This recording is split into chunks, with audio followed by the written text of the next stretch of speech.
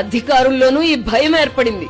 ఫలితంగా వారు చురుగ్గా వ్యవహరించలేకపోతున్నారు. జగన్ హయాంలో వలె పైనుంచి వచ్చే ఆదేశాలను అమలు చేయడానికి నిరాకరిస్తున్నారు. ప్రతి విషయంలో ఆచితూచి వ్యవహరిస్తున్నారు. జగన్ మళ్లీ అధికారంలోకి వస్తే తాము టార్గెట్ కాకూడదన్న ఉద్దేశంతోనే అధికారులు అతి జాగ్రత్తలు తీసుకుంటున్నారు. రాష్ట్రంలో కూటమి ప్రభుత్వం అధికారంలో ఉందా లేక జగన్మోహన్ రెడ్డి అధికారంలో ఉన్నారా అని తెలుగుదేశం కార్యకర్తలు ప్రశ్నించే వరకు పరిస్థితి వెళ్లింది.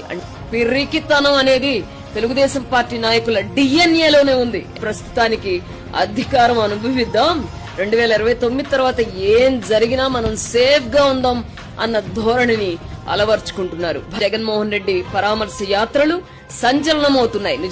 జగన్ పర్యటనల్లో కనిపిస్తున్న హడావుడి 2024కు ముందు చంద్రబాబు సభల వద్ద కనిపించలేదు.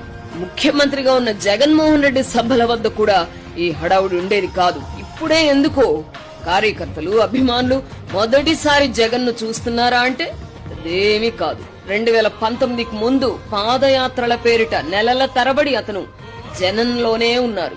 ఇప్పుడు ఎన్నికల్లో ఓడిపోయి ఏడాది తిరగక ముందే జగన్ పట్ల జనంలో ఎందుకంత క్రేజ్ ఏర్పడుతుంది? 15 ఏళ్లుగా రాజకీయాల్లో, అది కూడా జనాల్లో కలియదిరిగిన ఏ నాయకుడికైనా సినిమా స్టార్ వలె క్రేజ్ ఉండడం కూటమి నాయకులు, కార్యకర్తలు భయపడే పరిస్థితి ఏర్పడింది. ప్రతిపక్ష నాయకుడికి వ్యతిరేకంగా కనీసం ప్రకటనలు చేయడానికి కూడా వారు సిద్ధపడడం లేదు. Download share chat.